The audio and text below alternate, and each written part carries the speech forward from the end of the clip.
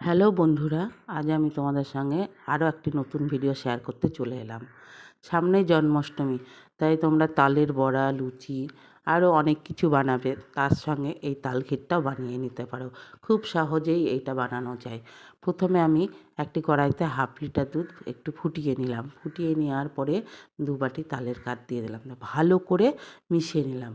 এইটা ভালো করে মিশিয়ে অনবরত নাড়াতেই থাকতে হবে, নইলে পুড়ে যেতে পারে।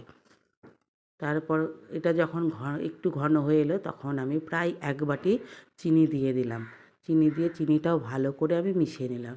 মিশিয়ে নিয়ে অনবরত আমি নাড়াতেই থাকবো। যখন ঘন হয়ে যাবে তখন আমি কিছুটা কিশমিশ দিয়ে দেব। কিশমিশ দিয়ে রেডি হয়ে গেল জন্মাষ্টমীর স্পেশাল তাল ক্ষীর।